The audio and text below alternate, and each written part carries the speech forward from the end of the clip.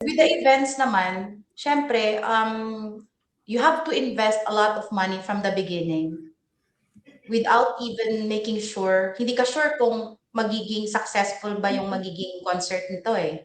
Hindi mo sure kung makakabawi ka ba. Especially with the events sa concert scene kasi, lahat, hindi kami kumuha from the beginning, never kami kumuha ng partners, like solo. It means from the flight tickets of the artists from Philippines going here, everything yun, yung production, yung venue, everything on us. So it's a risk, 100%. So we will be just depending on people if they will watch, they will buy ticket or not. Pag hindi, what to do? That's business. Sometimes you lose, sometimes you win.